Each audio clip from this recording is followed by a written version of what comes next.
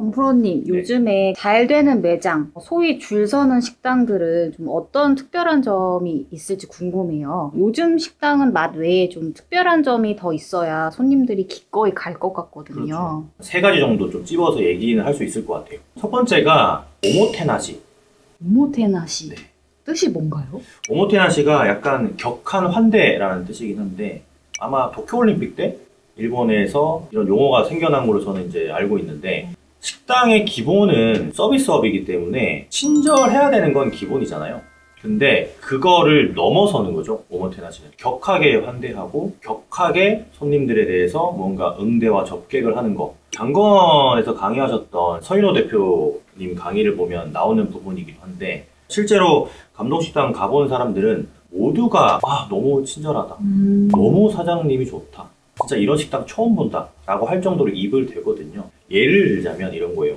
손님이 들어왔어요. 그러면은 어떻게 얘기를 해야 되는지, 어떻게 인사를 해야 되는지 직원들이랑 사장님이 다 이미 약속이 딱 돼 있어요. 손님이 자리에 앉으면 뭘 해야 되는지 내부 사교라고 해야 될까요? 어쨌든 그런 매뉴얼적인 부분들, 그게 다 정해져 있는 거죠. 그리고 이제 이 격한 환대에는 사실 이런 것도 포함이 됩니다. 예를 들자면 미소 없는 식당들이 진짜 많은데요. 맞아요. 네. 근데 직원들한테까지 미소를 지으라고 사실 얘기하기는 쉽진 않거든요. 하지만 교육을 통해서 미소 짓는 거를 가르친다면 어떨까요? 미소를 지을 때 입꼬리를 3mm 이상 올려야 됩니다 라고 디테일하게 많이 얘기를 해서 그거를 실제로 시뮬레이션을 한다면 어떻게 될까요? 사실 그게 우리 식당에서 근무를 하기 위한 어떤 기본적인 룰이라면 직원들은 할 수밖에 없죠. 그래서 이런 격한 환대나 오모테나시가 되는 매장들은 장사가 잘 될 수 있는 기본적인 스킬을 깔고 가는 거고, 실제로 예전에 그런 브랜드들이 좀 유행을 하던 때가 있었어요. 정육점 브랜드이긴 한데 손님이 들어가면은 진짜 복명복창으로 먼저 이제 사장님께서 아니면 이제 첫 번째 손님을 발견한 직원들이 어서 오십시오! 뭐 이렇게 하고 뒤에서 또 같이 복명복창을 하는 거예요. 감사합니다! 뭐 이런 식으로 하기도 하고, 이미 그런 걸 컨셉을 가지고 좀 잘 된 케이스들이 많다 보니까 그런 브랜드들이 좀 많았었는데, 이게 직원 관리를 어떻게 하느냐, 사장님 성향이 진짜 그렇게 가능한가에 좀 성패가 갈리다 보니까 실제로 격한 환대를 못하는 사장님도 많거든요. 성향상. 저도 이제 트리플 I다 보니까 예전에 이제 장사할 때 격한 환대를 못했었는데 바뀌었어요, 나중에. 노력을 하다 보니까 바뀝니다. 일본에 료칸을 가보신 분들이 계시다면 이 오모테나시가 어떤 건지 아마 아실 거예요. 인사하고 나갈 때도 뒤로 나가는 거. 뭐 그 정도까지는 아니더라도 그거 하나에 되게 디테일한 부분 때문에 손님들이 좋아하는 거기 때문에 오모테나시가 많이 적용이 되면은 식당이 잘 될 수밖에 없죠. 두 번째는 고객 관찰을 통한 의외성이라고 좀 말씀을 드리고 싶어요. 예를 들면 이런 겁니다. 식당 같은 데 가면은 뭐 머리끈이 있는 곳도 있고, 또 화장실 가면은 뭐 일회용 칫솔이나 치약이 있는 곳도 있고, 핸드폰 충전기가 있는 곳도 있고 있잖아요. 근데 이게 그냥 이렇게 놓여져 있는 거랑, 그리고 손님이 필요할 때 적재적소에 만약에 직원이 그거를 가져다 주는 거랑 의외성에서 큰 차이가 납니다. 하나 예를 들어드리자면 머리가 긴 손님들이 들어와요. 그럼 식사가 나오고 먹을 때 먹는데 조금 머리가 걸리적거리는 것 같아요. 그때 직원이 주머니에서 머리끈을 탁 꺼내면서 손님 식사하실 때 불편하시면 이거 사용하셔도 됩니다 라고 하면서 드리는 거랑 테이블에 그냥 비치가 되어 있는 거랑 느낌이 다릅니다. 그리고 제가 이제 항상 그 예시로 드는 것 중에 하나가 카운터에 대리운전 회사에서 주는 사탕이 있는 매장이랑 앞치마에서 정말 맛있는 빨대 사탕을 꺼내가지고 웃으면서 주는 거랑 완벽한 차이를 보이거든요. 그러니까 이런 거는 고객 관찰을 통한 의외성을 심어주는 거죠, 손님들한테. 뻔한 건 이제 하면 안 되는 거기도 하고, 더 잘 되려면 의외성을 가진 서비스를 해야 되는 거예요. 저도 얼마 전에 서울역 2층에 가면은 새로 이제 리모델링이 돼가지고 되게 맛있는 브랜드들의 식당이 많이 들어와 있는데, 그 중에서도 좀 감동을 받았던 게 QR코드로 주문을 할 수 있는 시스템인데 제가 QR을 찍어도 계속 잘 안 되는 거예요. 근데 거기는 푸드코트의 어떤 개념이기 때문에 나를 신경 쓰지 않아도 상관없거든요. 근데 그거를 보고 있던 분이 저한테 손님 뭐 잘 안 되세요? 이렇게 하셔가지고 뭔가 이렇게 도움을 주셨어요. 의외성이죠. 그분은 뭘 해도 잘 되실 분이에요. 분명히 사장님도 아니고 직원일 텐데도 불구하고 기본 교육을 그렇게 받으신 것 같아요. 그러니까 그렇게 하다 보니까 사실 식당들이 이런 아주 세밀하고 디테일한 것 때문에 차이가 나는 것도 있어요. 그러니까 서비스적인 측면에서는 아이템이나 뭐 상권인지 다 떠나서. 세 번째가 이거는 진짜 많은 분들이 좀 아셨으면 좋겠는 건데 고객분들의 DB를 받는 거. 이게 최근에는 트렌드가 됐습니다. 이미 많이 얘기했는데도 불구하고 실행하기가 쉽지 않아서 못하시는 분들이 있어요. 그래서 이제 경동식당 서영호 대표님이 강의에도 이 부분을 좀 많이 할애해서 강의한 내용들이 있는데 그걸 좀 보셨으면 좋겠고, 이거를 안 하는 매장들이 거의 99%예요. 사실은 상위 1% 사장님들만 하고 있고, 예를 들면 이런 겁니다. 제가 이제 자주 가는 이자카야는 저한테 한 일주일에 한 번 정도는 카톡이 오거든요. 예전에 한번 그런 메시지도 왔어요. 우리 알바 새로 들어왔는데 오셔가지고 파이팅 외쳐주시면 하이볼 서비스로 준다고. 그러니까 주말에 가고 싶더라고요. 이게 고객 DB가 있으면은 가능한 거잖아요. 카카오톡 채널에 어쨌든 뭐 1000명, 2000명, 3000명 정도 있다면은 메시지를 보낼 수가 있는 거니까. 그러면 비용이 좀 비싸지 않나요? 하실 수 있는데 요즘에 등록하면은 카카오톡에서 30만 원 줘요. 메시지 발송 비용. 저도 받았거든요. 그래서 그거를 꼭 좀 하셨으면 좋겠어요. 그러니까 카카오 채널뿐만 아니라 이게 이제 인스타 팔로워가 될 수도 있고 포인트 적립 프로그램을 통한 전화번호가 될 수도 있고, 이런 DB를 모아놓은 것 자체가 시간이 지나면 지날수록 약간 철옹성 같은 그런 느낌의 견고함이 다져져요. 내가 운영하는 매장이고 1년이 됐어요. 그래서 고객 DB가 한 5,000명 있어. 근데 경쟁점은 계속 들어오잖아요. 경쟁점이 들어왔는데 얘는 고객 DB가 한 명도 없잖아요. 그럼 나는 5,000명의 무기를 가지고 있잖아. 얘가 얘를 이기려면 시간이 꽤 오래 걸리겠죠. 그럼 나는 계속 쌓아가는 거예요. 근데 만약에 내 매장이 있는데 2년 장사를 했어요. 고객 DB가 하나도 없어. 얘가 들어왔어. 그러면은 어쨌든 단골이 있으니까 먹고 살겠죠. 얘보다는 잘 될 수 있어요. 그런데 얘가 한 1년 정도 해가지고 고객 DB를 한 7, 8천 모았어. 그때부터는 서서히 이 친구가 앞서갑니다. 왜냐하면 고객들한테 메시지도 보낼 수 있고 소통이 가능하거든요. 이거는 차별화가 될 수밖에 없는 게, 지금은 하고 있는 매장들이 많지 않기 때문에 서둘러서 고객 DB도 모으고 그걸 활용한 마케팅을 좀 익히시는 게 좀 도움이 될 것 같아요.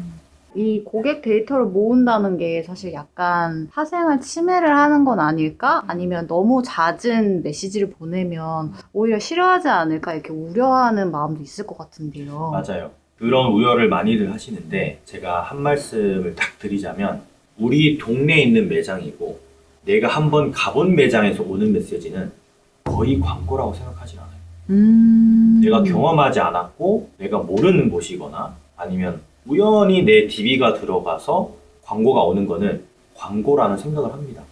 하지만 내가 동의해서 카카오톡 채널 친구 추가를 하거나 전화번호를 남겼고 우리 동네에 있는 매장이고 나도 몇 번씩 가는 매장이라면 거기서 오는 메시지를 굳이 광고라고 생각하진 않고, 아까 제가 이제 알바 뭐 새로 들어왔다고 이제 하이파이브 해주시거나 화이팅 외쳐주시면 뭐 서비스 준다라는 그런 어떤 특별한 이벤트 같은 것들, 이런 것들은 사실 재미 요소잖아요. 그거를 광고로 생각하는 사람들은 차단하겠죠. 분명히 그런 사람도 있을 거고, 저는 거기에 연연하면서 이거를 안 한다라는 거는 조금은 잘못된 판단이 아닐까라는 생각을 합니다. 어떻게 보면 플러스 친구로 남아있는 분들은 좀 좋아하는 분들만 남아있게 되는 결과일 그렇죠. 수도 있겠네요. 네. 계속 정보를 받고 싶어서 이 매장의 이야기가 궁금해서 계속 남아있으신 분들이 훨씬 많아요. 제가 컨설팅했던 매장 중에 인스타그램 팔로우를 하면은 무조건 쿠폰이 나가게끔 하는 코칭을 한 적이 있어요. 그러니까 인스타그램 팔로우도 어떻게 보면은 고객 DB거든요. 하지만 우리가 직접적으로 닿지 못하는 고객 DB예요. 예를 들자면 인스타그램 팔로워가 5,000명이라도 내가 피드를 올렸다고 해서 그 5,000명이 내 게시물을 보고 다 5,000명이 좋아요를 누르진 않듯이 도달되는 게 한계가 있거든요. 그래서 팔로워 한 명이 굉장히 중요한 거예요. 그래서 팔로워가 한 명이 생겼으면 팔로워한테 우리가 뭔가 메시지를 보내거나 해서 우리 매장에 올 수 있는 미끼를 던져야 됩니다. 그래서 막 50% 할인 쿠폰이라든지 아니면은 추가로 무언가 더 물어주는 쿠폰을 보낸다든지 하는 작업을 해야 되는 거예요. 그거는 사실 투자의 개념으로 봐야 되는 거지 남기려고 하면 안 돼요. 그걸 보냈기 때문에 경험을 하는 거거든요. 특별한 메뉴를 하나 만드셔서 실제로 원가율을 좀 많이 높이지 마시고 적당한 수준에서 사람들이 좀 그래도 괜찮게 생각할 수 있는 메뉴를 개발하셔가지고 50% 쿠폰을 뿌리면 되는 거예요. 그래서 지역 팔로워들 좀 많이 잘 모으시고 그렇게 좀 마케팅을 좀 해나가시면 좋을 것 같아요. 너무 좋습니다. 이 세 가지 외에 다른 그 자영업자분들이 좀 갖췄으면 좋을 것 같은 스킬 딱 한 가지 어떤 게 있을까요? 저는 센스인 것 같아요. 센스. 네, 제일 어려운 부분입니다. 장사에서 아주 간략한 센스를 좀 말씀드리자면 컴플레인 같은 거. 그거는 센스의 영역입니다. 컴플레인이 걸렸을 때 실제로 이 한 사람 때문에 뒤에 있는 몇백 명의 손님들을 생각하지 못하고 거기에서 잘못된 판단을 하는, 센스가 없으신 분들이 그런 식으로 많이 처리를 하는데 그거보다는 좀 길게 봤을 때는 충분히 보상해 줄 수 있거든요. 예전에 이런 적이 있었어요. 해물탕을 시켰는데 해물탕이 18,000원입니다. 근데 해물탕이 안 나가고 누룽지 해물탕이 나간 거예요. 아, 다시 바꿔줘야 되잖아요. 네. 원래대로라면. 근데 센스 있는 직원이 이걸 어떻게 처리했냐면, 아, 손님 죄송한데 해물탕 시키셨는데 저희가 모르고 누룽지 해물탕을 만들었다. 그래서 이거를 그냥 드시면 저희가 가격을 절반만 받고, 만약에 이거 말고 실제로 해물탕 시킨 걸 좀 드시고 싶으시면 저희가 그냥 바로 바꿔드리겠다. 그 사람들은 어떤 선택을 할게요? 누룽지 해물탕 먹을 것 같아요. 네, 왜냐하면 시간이 걸리잖아요. 네. 술을 먹어야 되는데 안주가 나왔는데 이거를 빼고 다시 또 해물탕 끓이려면 시간이 엄청 오래 걸리잖아. 아, 그러면 그냥 누룽지 해물탕 먹을게요 라고 해서 이제 직원이 아, 너무 감사합니다, 또 죄송해요 하고 또 작은 서비스도 줬거든요. 뭐 나초 같은 것들. 그러니까 이건 사실 센스 있게 처리를 한 거죠.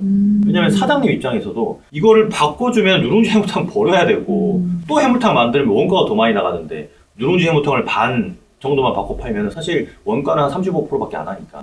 그러면 직원이 센스 있게 잘 대처한 거죠. 평상시에 우리가 식당에 가면 센스 있는 직원들이 잘 하는 것 중에 하나가, 요즘은 많이들 하는데 이제 젓가락 떨어지는 소리 잘 듣는 직원들, 아, 바로 달려가서 안 주셔도 됩니다 하면서 탁 주면은 와, 이거 완전 오모테나시 플러스 센스 플러스 진짜 이 친구 성향 자체가 정말 대단한 거죠. 원래도 성공할 친구인 거죠. 그런 것들이 좀 장사에 좀 아주 원초적인 스킬이 아닐까 싶어요.